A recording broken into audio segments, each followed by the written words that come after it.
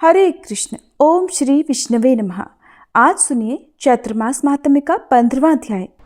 श्रोताओं, आज के इस वीडियो में आप कथा के माध्यम से हिंदू धर्म में और ज्योतिष शास्त्र के अनुसार जो तिथियां या शुभ मुहूर्त होते हैं, जो नक्षत्र होते हैं, उनका इतना विशेष महत्व क्यों है, इस बारे में भी जानेंगे।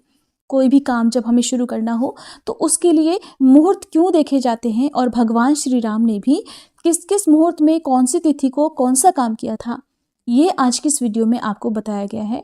इसलिए आप सभी से विनम्र अनुरोध है कि धैर्य और संयम के साथ आज के इस कथा को आप पूरा अवश्य सुनिएगा। आरण्यक मुनि कहते हैं कि मैंने महर्षि लोमश का वचन सुनकर उनसे फिर प्रश्न किया कि मुनिवर, मनुष्यों को भगवान श्री राम का ध्यान और पूजन कैसे करना चाहिए। ये सुनकर उन्होंने स्वयं श्री राम का ध्यान करते हुए मुझे सारी बातें बताई कि साधक को इस प्रकार ध्यान करना चाहिए। रमणीय अयोध्या नगरी परम चित्र विचित्र मंडपों से शोभा पा रही है। उसके भीतर एक कल्प वृक्ष है जिसके मूल भाग में परम मनोहर सिंहासन विराजमान है। वह सिंहासन बहुमूल्य मरकतमणि, सुवर्ण और नीलमणि आदि से सुशोभित है और अपनी कांति से गहन अंधकार का नाश कर रहा है। वह सब प्रकार की मनोभिलषित समृद्धियों को देने वाला है। उसके ऊपर भक्तों का मन मोहले वाले श्री रघुनाथ जी बैठे हुए हैं। उनका दिव्य विग्रह दूर्वा दल के समान श्याम है, जो देवराज इंद्र के द्वारा पूजित होता है। भगवान का सुंदर मुख अपनी शोभा से पूर्णिमा के पूर्ण चंद्र की कमनीय कांति को भी तिरस्कृत कर रहा है। उनका तेजस्वी ललाट अष्टमी के अर्धचंद्र की सुषमा को धारण करता है। मस्तक पर काले काले घुंघराले केश शोभा पा रहे हैं। मुकुट की मणियों से उनका मुखमंडल उद्भासित हो रहा है। कानों में पहने हुए मकराकार कुंडल अपने सौंदर्य से भगवान की शोभा बढ़ा रहे हैं। मूंगे के समान सुंदर कांति धारण करने वाले लाल लाल ओठ बड़े मनोहर लग रहे हैं। चंद्रमा की किरणों से होड़ लगाने वाली दंत पंक्तियों और जपा पुष्प के समान रंग वाली जिह्वा के कारण उनके श्रीमुख का सौंदर्य और भी बढ़ गया है। शंख के आकार वाला कमनीय कंठ, जिसमें ऋक् आदि चारों वेद तथा संपूर्ण शास्त्र निवास करते हैं, उनके श्री विग्रह को सुशोभित कर रहा है। श्री रघुनाथ जी सिंह के समान ऊंचे और मांसल कंधे वाले हैं।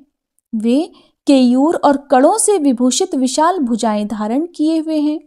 उनकी दोनों बाहें अंगूठी में जड़े हुए हीरे की शोभा से दैदीप्यमान और घुटनों तक लंबी हैं। विस्तृत वक्ष स्थल श्री लक्ष्मी के निवास से शोभा पा रहा है। श्री वत्स आदि चिन्हों से अंकित होने के कारण भगवान अत्यंत मनोहर लग रहे हैं। महान उदर, गहरी नाभि और सुंदर कटिभाग उनकी शोभा बढ़ाते हैं। रत्नों की बनी हुई करधनी के कारण श्री अंगों की सुषमा बहुत बढ़ गई है। निर्मल उरु और सुंदर घुटने भी सौंदर्य वृद्धि में सहायक हो रहे हैं। भगवान के चरण, जिनका योगी लोग ध्यान करते हैं, बड़े कोमल हैं। उनके तलवे में वज्र, अंकुश और यव आदि की उत्तम रेखाएं हैं। उनके युगल चरणों से श्री रघुनाथ जी के विग्रह की बड़ी शोभा हो रही है। इस प्रकार ध्यान और स्मरण करके तुम संसार सागर से तर जाओगे। जो मनुष्य प्रतिदिन चंदन आदि सामग्रियों से इच्छानुसार श्री रामचंद्र जी का पूजन करता है, उसे इहलोक और परलोक की उत्तम समृद्धि प्राप्त होती है। अरण्यक, तुमने श्री राम जी के ध्यान का पूछा था, सो मैंने तुम्हें बता दिया। इसके अनुसार ध्यान करके भवसागर के पार हो जाओ। तब आरण्यक मुनि ने फिर कहा, मुनि श्रेष्ठ, मैं आपसे फिर कुछ प्रश्न करता हूँ, कृपया मुझे उनका उत्तर दीजिए। महामते, गुरुजन अपने सेवक पर कृपा करके उन्हें सब बातें बता देते हैं। महाभाग, आप प्रतिदिन जिनका ध्यान करते हैं, वे श्री राम कौन है और उनके चरित्र कौन कौन से हैं, ये भी बताने की कृपा कीजिए। द्विज श्रेष्ठ, श्री राम ने किस लिए अवतार लिया था, वे क्यों मनुष्य शरीर में प्रकट हुए थे, आप मेरा संदेह निवारण करने के लिए इन सब बातों को शीघ्र बताइए। मुनि के परम कल्याणमय वचन सुनकर महर्षि लोमश ने श्री रामचंद्र जी के अद्भुत चरित्र का वर्णन किया। वे बोले, योगेश्वरों के ईश्वर भगवान ने संपूर्ण लोगों को दुखी जानकर संसार में अपनी कीर्ति फैलाने का विचार किया। ऐसा करने का उद्देश्य ये था कि जगत के मनुष्य मेरी कीर्ति का गान करके घोर संसार से तर जाएंगे। ये समझकर भक्तों का मन लुभाने वाले दया सागर भगवान ने 4 विग्रहों में अवतार धारण किया। साथ ही उनकी आह्लादनी शक्ति लक्ष्मी जी भी अवतीर्ण हुई। पूर्व समय में त्रेता युग आने पर सूर्य वंश में श्री रघुनाथ जी का पूर्णावतार हुआ। उनकी श्री राम के नाम से प्रसिद्धि हुई। श्री राम के नेत्र कमल के समान शोभायमान थे। लक्ष्मण सदा उनके साथ रहते थे। धीरे धीरे उन्होंने यौवन में प्रवेश किया। इसके बाद पिता की आज्ञा से दोनों भाई श्री राम और लक्ष्मण महर्षि विश्वामित्र के अनुगामी हुए। राजा दशरथ ने यज्ञ की रक्षा के लिए अपने उन दोनों कुमारों को विश्वामित्र मुनि के अर्पण कर दिया था। वे दोनों भाई जितेंद्रिय, धनुर्धर और वीर थे। मार्ग में जाते समय उन्हें भयंकर वन के भीतर ताड़का नाम की राक्षसी मिली। उसने उनके रास्ते में विघ्न डाला। तब महर्षि विश्वामित्र की आज्ञा से रघुकुल भूषण श्री रामचंद्र जी ने ताड़का को परलोक भेज दिया। गौतम पत्नी अहल्या, जो इंद्र के साथ संपर्क करने के कारण पत्थर हो गई थी, श्री राम के चरण स्पर्श से पुनः अपने स्वरूप को प्राप्त हो गई। विश्वामित्र का यज्ञ प्रारंभ होने पर श्री रघुनाथ जी ने अपने श्रेष्ठ बाणों से मारीच को घायल किया और सुबाहु को मार डाला। इसके बाद राजा जनक के भवन में रखे हुए शंकर जी के धनुष को तोड़ा। उस समय श्री रामचंद्र जी की अवस्था 15 वर्ष की थी। उन्होंने 6 वर्ष की अवस्था वाली मिथिलेश कुमारी सीता को, जो परम सुंदरी और अयोनिजा थी, वैवाहिक विधि के अनुसार ग्रहण किया। इसके बाद श्री रामचंद्र जी 12 वर्षों तक सीता जी के साथ रहे। 27वें वर्ष की उम्र में उन्हें युवराज बनाने की तैयारी हुई। इसी बीच में रानी कैकेयी ने राजा दशरथ से 2 वर मांगे। उनमें से एक के द्वारा उन्होंने ये इच्छा प्रकट की कि श्री राम मस्तक पर जटा धारण करके 14 वर्षों तक वन में रहें, और दूसरे वर के द्वारा ये मांगा कि मेरे पुत्र भरत युवराज बनाए जाएं। राजा दशरथ ने श्री राम को वनवास दे दिया। श्री रामचंद्र जी 3 रात तक केवल जल पीकर रहे। चौथे दिन उन्होंने फलाहार किया और 5वें दिन चित्रकूट पर पहुंचकर अपने लिए रहने का स्थान बनाया। इस प्रकार वहां उन्हें 12 वर्ष बीत गए। इसके बाद 13वें वर्ष के आरंभ में वे पंचवटी में जाकर रहने लगे। महामते, वहां श्री राम ने लक्ष्मण के द्वारा शूर्पणखा नाम की राक्षसी को उसकी नाक कटाकर कुरूप बना दिया। इसके बाद वे जानकी के साथ वन में विचरण करने लगे।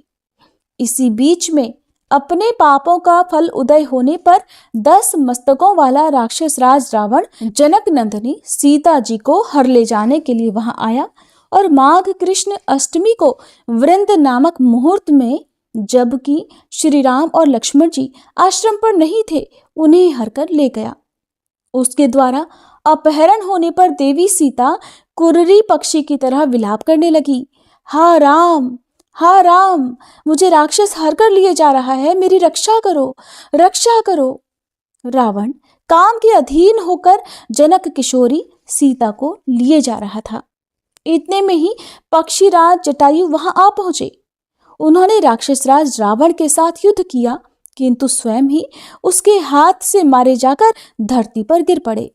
इसके बाद 10वें महीने में मार्गशीर्ष शुक्ल नवमी के दिन संपाति ने वानरों को इस बात की सूचना दी कि देवी सीता रावण के भवन में निवास कर रही हैं। फिर एकादशी को हनुमान जी महेंद्र पर्वत से उछलकर 100 योजन चौड़ा समुद्र लांघ गए।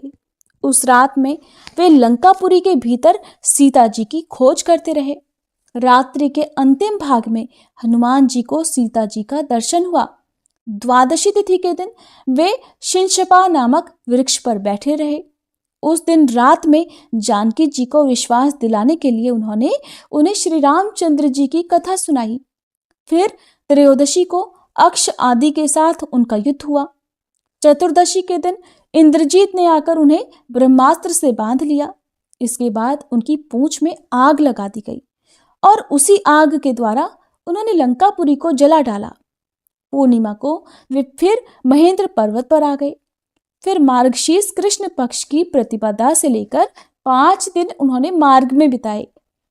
छठे दिन मधुवन में पहुंचकर उसका विध्वंस किया और सप्तमी को श्री रामचंद्र जी के पास पहुंचकर सीता जी का दिया हुआ चिन्ह उन्हें अर्पण किया और वहां का सारा समाचार कह सुनाया। इसके बाद अष्टमी को उत्तरा फाल्गुनी नक्षत्र और विजय नामक मुहूर्त में दोपहर के समय श्री रघुनाथ जी का लंका के लिए प्रस्थान हुआ। श्री रामचंद्र जी ये प्रतिज्ञा करके कि मैं समुद्र को लांघकर राक्षस राज रावण का वध करूंगा, दक्षिण दिशा की ओर चल पड़े। उस समय सुग्रीव उनके सहायक हुए। 7 दिनों बाद वे समुद्र के तट पर पहुंचे और उन्होंने सेना को वहां ठहराया। पौष शुक्ल प्रतिपदा से लेकर तृतीया तक श्री रघुनाथ जी सेना सहित समुद्र तट पर टिके रहे। चतुर्थी को विभीषण आकर उनसे मिले। फिर पंचमी को समुद्र पार करने के विषय में विचार हुआ। इसके बाद श्री राम ने 4 दिनों तक अनशन किया, अर्थात भोजन और जल त्याग दिया। फिर समुद्र से वर मिला और उसने पार जाने का उपाय भी दिखा दिया। इसके बाद दशमी को सेतु बांधने का कार्य आरंभ होकर त्रयोदशी तिथि को समाप्त हुआ। चतुर्दशी को श्री राम ने सुवेल पर्वत पर अपनी सेना को ठहराया। पूर्णिमा से लेकर द्वितीया तक 3 दिनों में सारी सेना समुद्र के पार हो गई। समुद्र पार करके लक्ष्मण सहित श्री राम ने वानरराज की सेना साथ लेकर सीता जी के लिए लंकापुरी को चारों ओर से घेर लिया। तृतीया से दशमी पर्यंत 8 दिनों तक सेना का घेरा पड़ा रहा। एकादशी के दिन शुक और सारण सेना में घुस आए थे। पौष कृष्ण द्वादशी को शार्दूल के द्वारा वानर सेना की गणना हुई। साथ ही उसने प्रधान वानरों की शक्ति का भी वर्णन किया। शत्रु सेना की संख्या जानकर रावण ने त्रयोदशी से अमावस्या तक 3 दिनों तक लंकापुरी में अपने सैनिकों को युद्ध के लिए उत्साहित किया। माघ शुक्ल प्रतिपदा को अंगद दूत बनकर रावण के दरबार में गए। उधर रावण ने माया के द्वारा सीता जी को उनके पति के कटे हुए मस्तक आदि का दर्शन कराया। माघ मास की द्वितीया से लेकर अष्टमी तिथि पर्यंत 7 दिनों तक राक्षसों और वानरों में घमासान युद्ध होता रहा। माघ शुक्ल नवमी को रात के समय इंद्रजीत ने युद्ध में श्री राम और लक्ष्मण को नागपाश से बांध लिया। इससे प्रधान वानर जब सब ओर से व्याकुल और उत्साहहीन हो गए, तब दशमी को नागपाश का नाश करने के लिए वायुदेव ने श्री रामचंद्र जी के कान में गरुड़ के मंत्र का जप और उनके स्वरूप का ध्यान बता दिया। ऐसा करने से एकादशी को गरुड़ जी का आगमन हुआ। फिर द्वादशी को श्री रामचंद्र जी के हाथ से धूम्राक्ष का वध हुआ।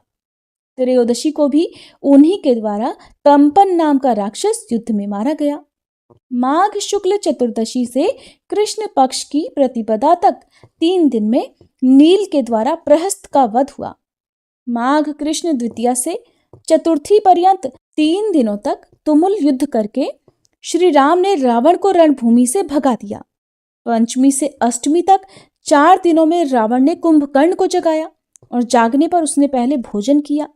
फिर नवमी से चतुर्दशी तक 6 दिनों तक युद्ध करके श्री राम ने कुंभकर्ण का वध किया। उसने बहुत से वानरों को खा लिया था।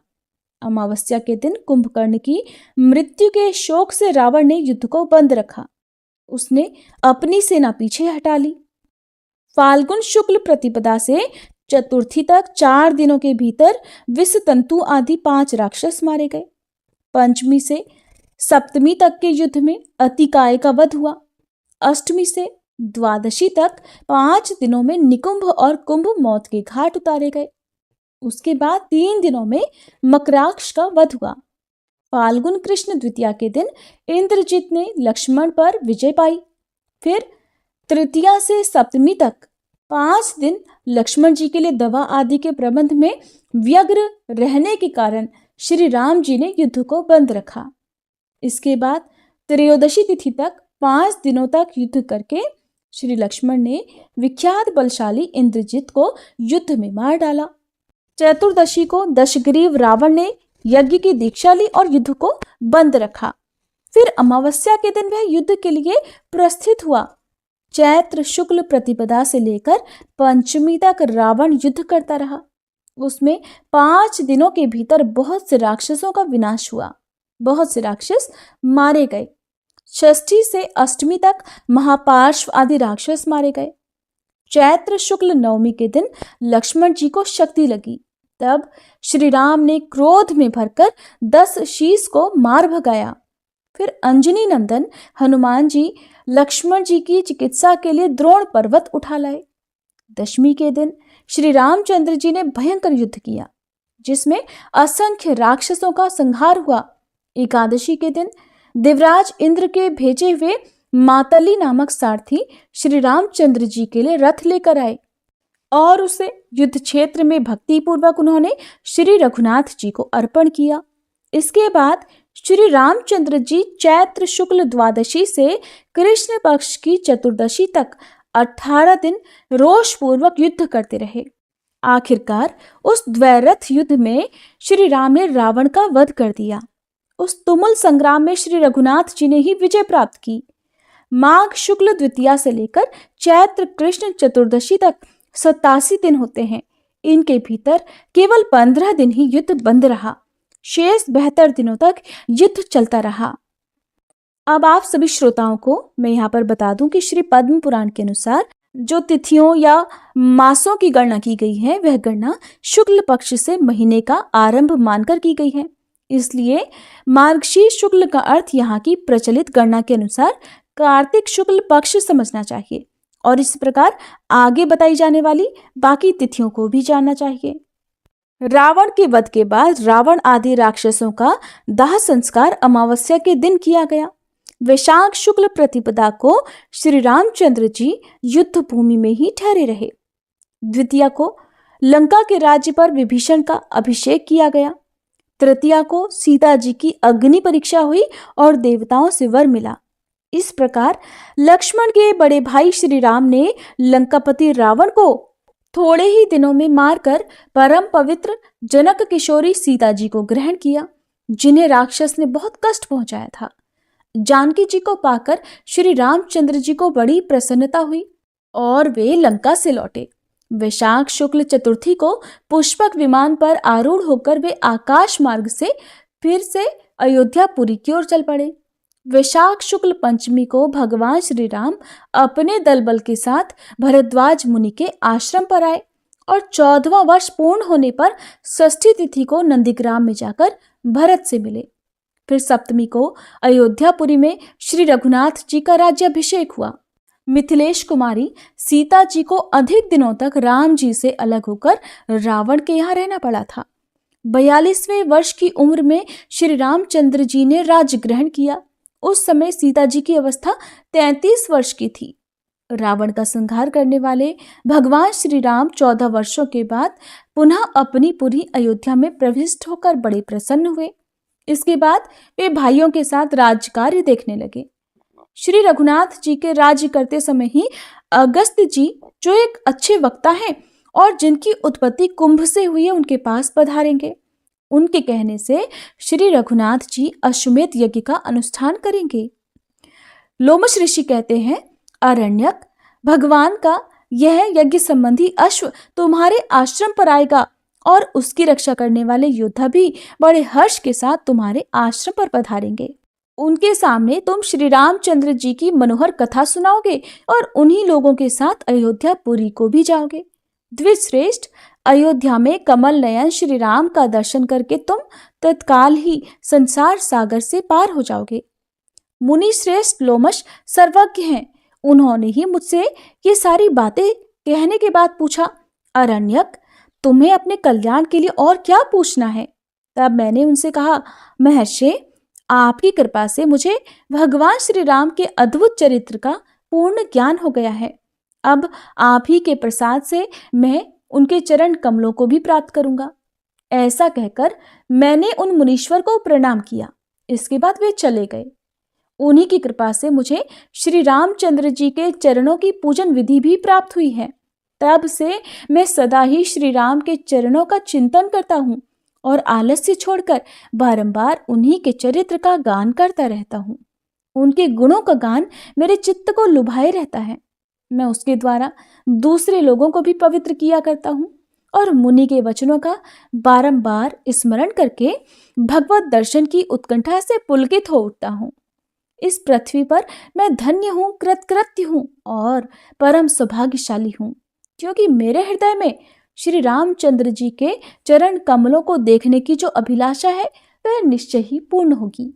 अतः सब प्रकार से परम मनोहर श्री रामचंद्र जी का ही भजन करना चाहिए। संसार समुद्र के पार जाने की इच्छा से सब लोगों को श्री रघुनाथ जी की ही वंदना करनी चाहिए। अच्छा, अब तुम लोग बताओ किस लिए यहाँ आए हो? कौन धर्मात्मा राजा अश्वमेध नामक महान यज्ञ का अनुष्ठान कर रहा है? ये सब बातें यहाँ बतलाकर अश्व की रक्षा के लिए जाओ और श्री रघुनाथ जी के चरणों का निरंतर स्मरण करते रहो। भगवान श्री राम जी के बारे में ये सारा वृतांत अरण्यक मुनि सुमति से बता रहे हैं, जब सुमति उनके आश्रम पर उनसे मिलने के लिए गए। जब वीरवर सुमति अरण्यक मुनि के आश्रम में पहुंचे तो वहां जाकर अरण्यक मुनि ने उन्हें भगवान श्री राम जी के चरित्र के बारे में बताया। बहुत सारी कथाओं का वर्णन किया। वे भगवान श्री राम का वर्णन करते रहे। अपनी वार्ता समाप्त करने के बाद अरण्यक मुनि ने सुमति से पूछा कि अच्छा, अब आप लोग बताओ किस लिए यहाँ आए हो? कौन धर्मात्मा राजा अश्वमेध नामक महान यज्ञ का अनुष्ठान कर रहा है? ये सब बातें यहाँ बतलाकर अश्व की रक्षा के लिए जाओ और श्री रघुनाथ जी के चरणों का निरंतर स्मरण करते रहो। अरण्यक मुनि के ऐसे वचन सुनकर सभी लोगों को बड़ा आश्चर्य हुआ। वे श्री रघुनाथ जी का स्मरण करते हुए उनसे बोले, ब्रह्म ऋषिवर, इस समय आपका दर्शन पाकर हम सब लोग पवित्र हो गए, क्योंकि आप श्री रामचंद्र जी की कथा सुनाकर यहाँ सब लोगों को पवित्र करते रहते हैं। आपने हम लोगों से जो कुछ पूछा है वह सब हम बता रहे हैं। आप हमारे यथार्थ वचनों को सुनिए। महर्षि अगस्त जी के कहने से भगवान श्री राम ही सब सामग्री एकत्रित करके अश्वमेध यज्ञ का अनुष्ठान कर रहे हैं और उन्हीं का यज्ञ संबंधी वह अश्व यहाँ आया है और उसी की रक्षा करते हुए हम सब लोग भी अश्व के साथ ही आपके आश्रम पर आ पहुंचे हैं। महामते, यही हमारा वृतांत है, आप इसे हृदयंगम कीजिए।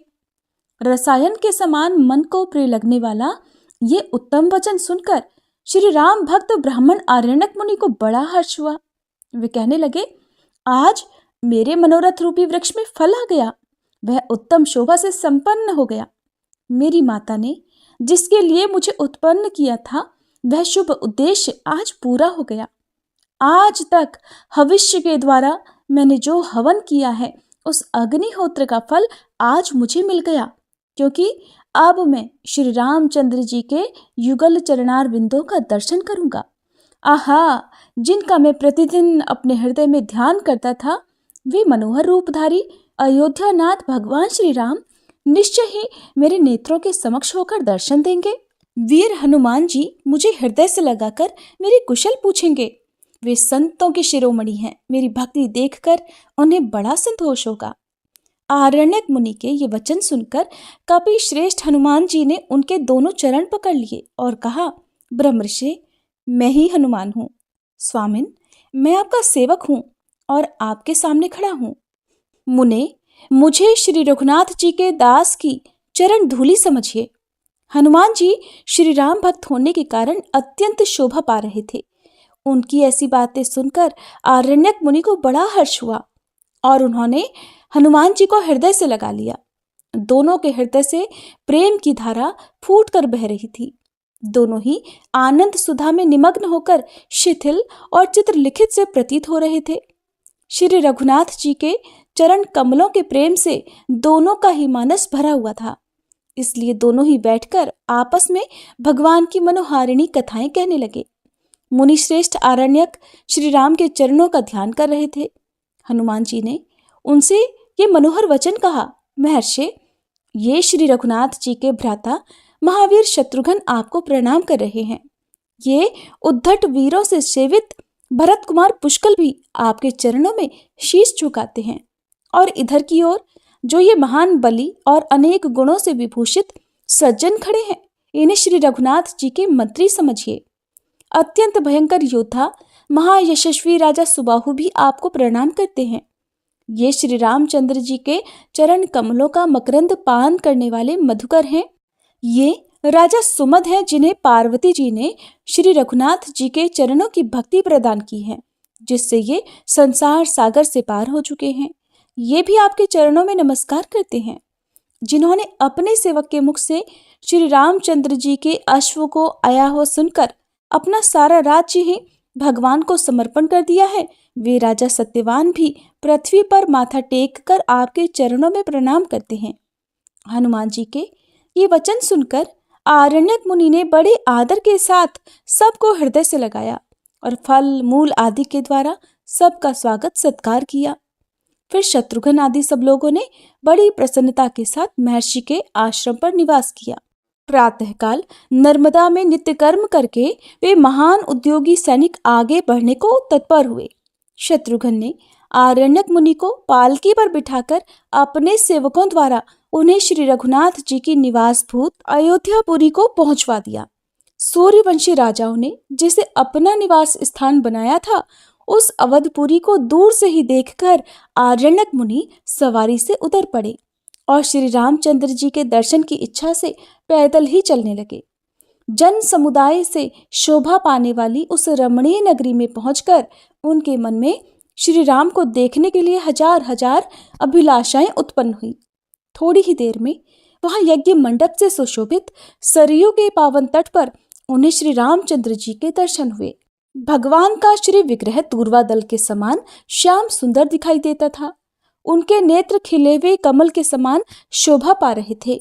वे अपने कटिभाग में मृग श्रृंग धारण किए हुए थे। व्यास आदि महर्षि उन्हें घेर कर विराजमान थे। यहाँ पर व्यास शब्द का अर्थ शास्त्र की व्याख्या करने वाले विद्वान महर्षि वशिष्ठ या अगस्त्य आदि का वाचक है।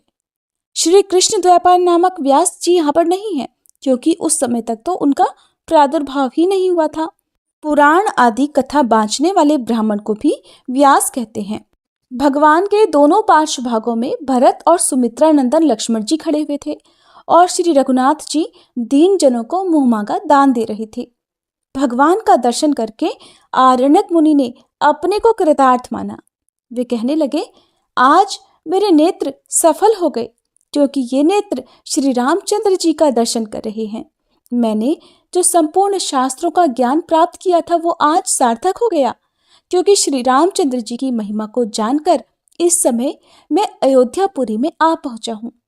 इस प्रकार हर्ष में भरकर उन्होंने बहुत सी बातें कही। श्री रघुनाथ जी के चरणों का दर्शन करके उनके समस्त शरीर में रोमांच हो आया था। इस अवस्था में वे रमानाथ भगवान श्री राम के समीप गए, जो दूसरों के लिए अगम्य है तथा विचार परायण योगेश्वरों से भी बहुत दूर हैं।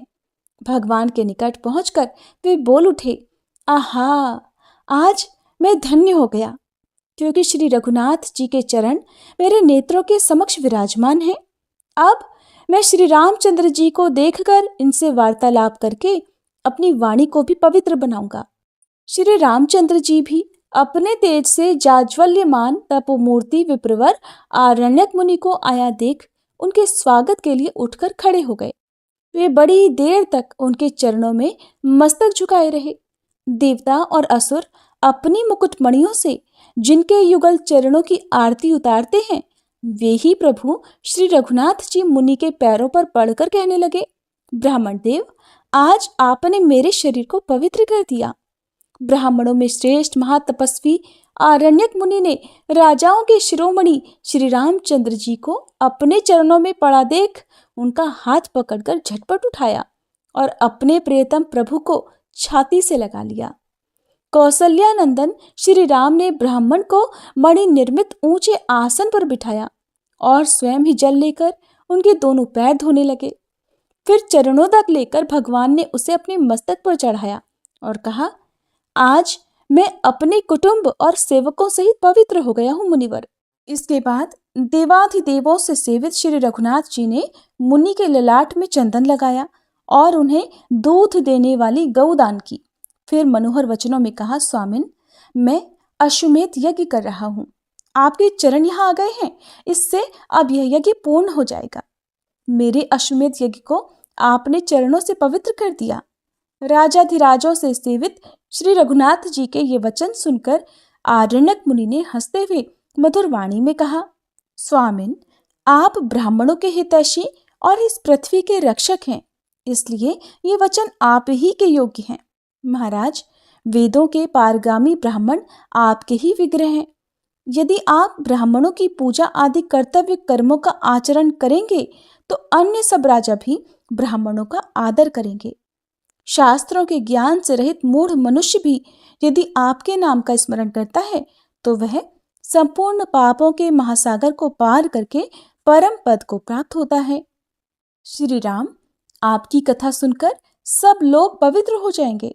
पूर्व समय में जबकि सतयुग चल रहा था, मैंने गंगा तीर पर निवास करने वाले पुराण वेत्ता ऋषियों के मुख से ये बात सुनी थी कि महान पाप करने के कारण कातर हृदय वाले पुरुषों को तभी तक पाप का भय बना रहता है जब तक वे अपनी जीवा से परम मनोहर राम नाम का उच्चारण नहीं कर लेते।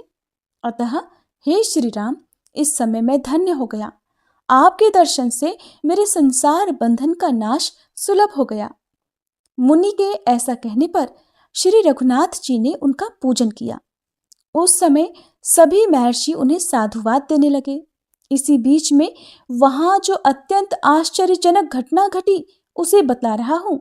मुनिश्रेष्ठ वात्सायन, तुम श्री राम के भजन में तत्पर रहने वाले हो, मेरी बातों को ध्यान देकर सुनो। आरण्यक मुनि को ध्यान में श्री रघुनाथ जी का जैसा स्वरूप दिखाई देता था उसी रूप में महाराज श्री रामचंद्र जी को प्रत्यक्ष देखकर उन्हें अपार हर्ष हुआ। वे वहां बैठे हुए महर्षियों से बोले, मुनीश्वरों, आप लोग मेरे मनोहर वचन सुनिए। भला इस भूमंडल में मेरे जैसा सौभाग्यशाली मनुष्य कौन होगा?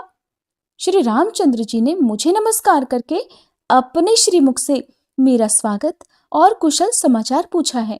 अतः आज मेरी बराबरी करने वाला न कोई हुआ है और न ही होगा।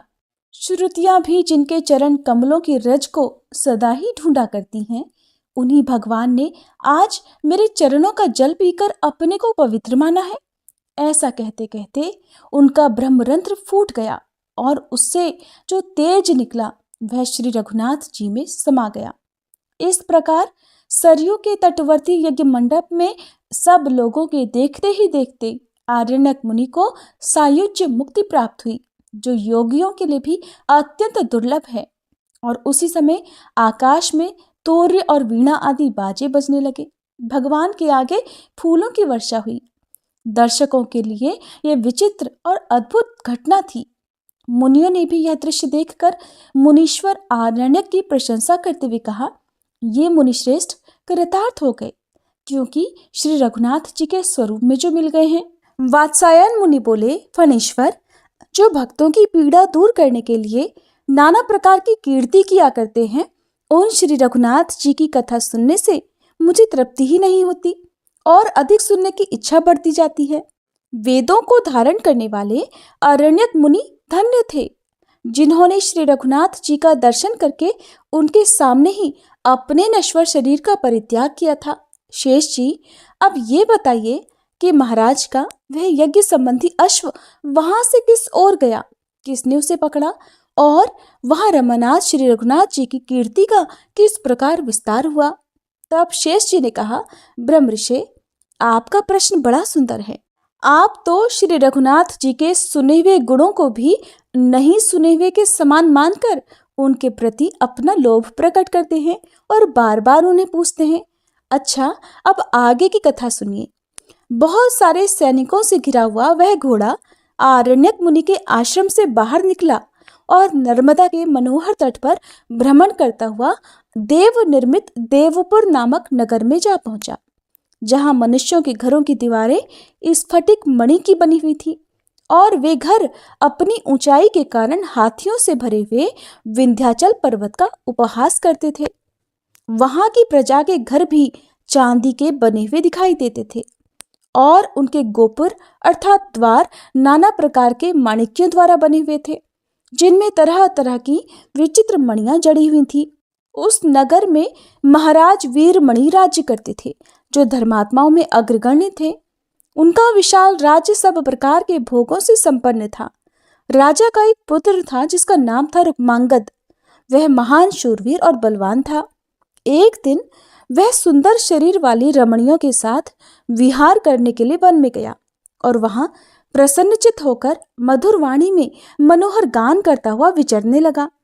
उसी समय परम बुद्धिमान राजाधिराज श्री रामचंद्र जी का वह शोभाशाली अश्व उसी वन में जा पहुंचा।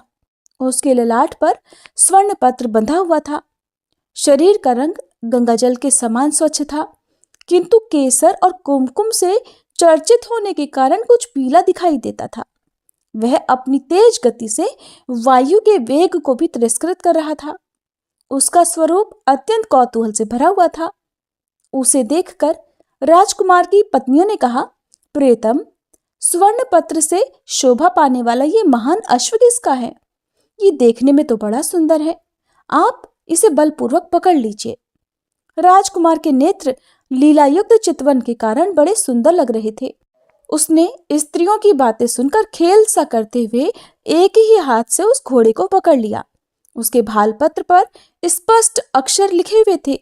राजकुमार उन्हें पढ़कर हंसा और उस महिला मंडल में इस प्रकार बोला, अहो, शौर्य और संपत्ति में मेरे पिता महाराज वीरमणि की समानता करने वाला इस पृथ्वी पर दूसरा कोई नहीं है। फिर भी उनके जीते जी ये राजा रामचंद्र इतना अहंकार कैसे धारण करते हैं? पिनाकधारी भगवान शंकर, जिनकी सदा रक्षा करते हैं, तथा देवता, दानव और यक्ष अपने मणिमय मुकुटों द्वारा जिनके चरणों की वंदना किया करते हैं, वे महाबली मेरे पिताजी ही इस घोड़े के द्वारा अश्वमेध यज्ञ करें। इस समय ये घुड़साल में जाए और मेरे सैनिक इसे ले जाकर वहां बांध दें। इस प्रकार उस घोड़े को पकड़कर राजा वीरमणि का ज्येष्ठ पुत्र रुक्मांगद अपनी पत्नियों के साथ नगर में आ गया। उस समय उसके मन में बड़ा भारी उत्साह भरा हुआ था। उसने अपने पिता के पास जाकर कहा, पिताजी, मैं रघुकुल के स्वामी श्री रामचंद्र का घोड़ा लेकर आ गया हूँ। ये इच्छानुसार चलने वाला अद्भुत अश्व अश्वमेध यज्ञ के लिए छोड़ा गया था। राम के भाई शत्रुघ्न अपनी विशाल सेना के साथ इसकी रक्षा के लिए आए हैं। महाराज वीरमणि बड़े बुद्धिमान थे।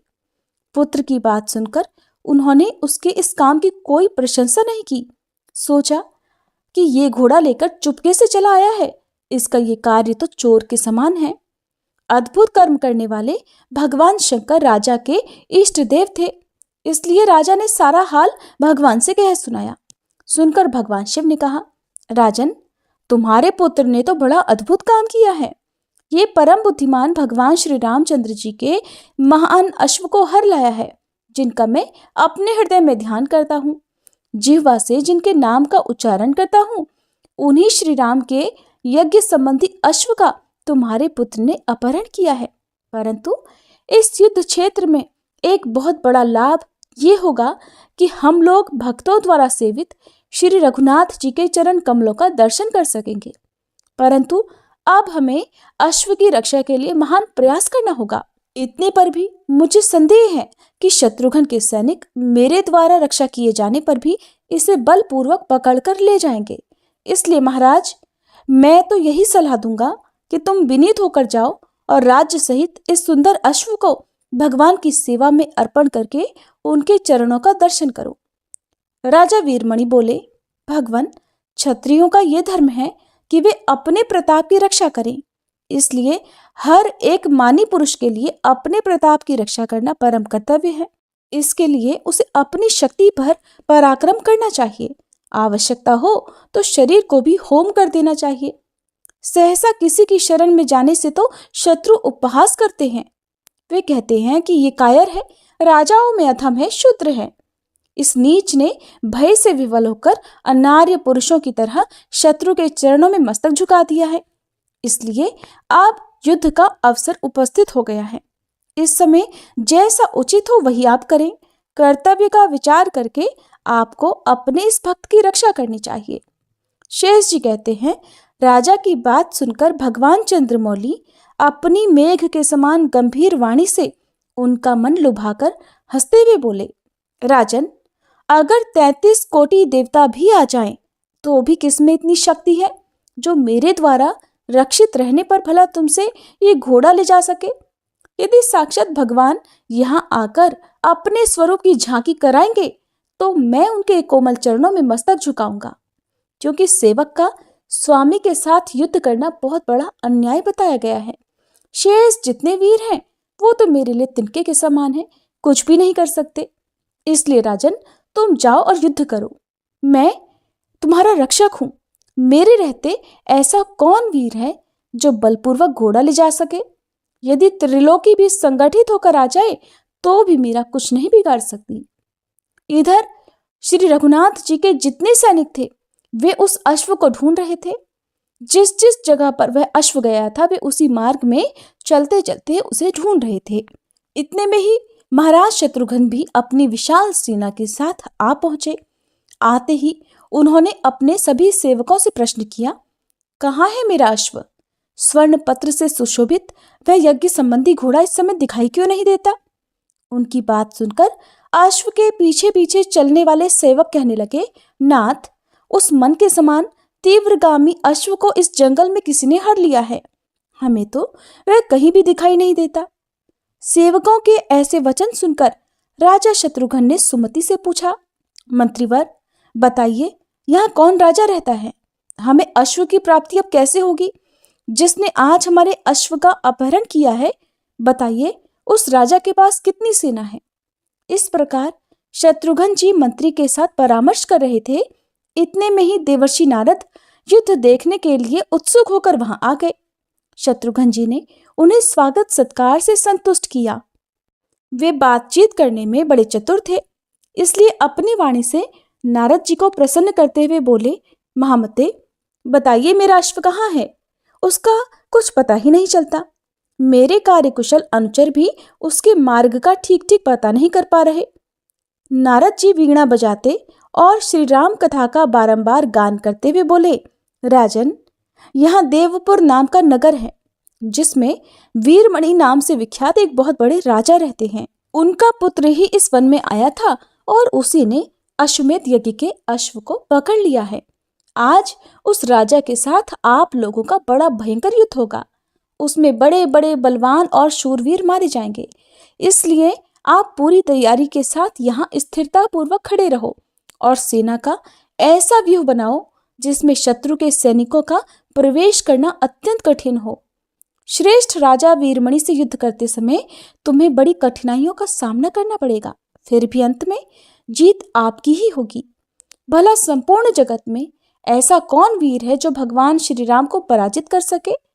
ऐसा कहकर नारद जी वहीं से अंतर्ध्यान हो गए और देवता तथा दानवों के समान उन दोनों पक्षों का भयंकर युद्ध देखने के लिए आकाश में ठहर गए। हरे कृष्णा। आज के अध्याय में बस इतना ही। इसके आगे का वृतांत आप सभी अगली कथा में जरूर सुनिएगा।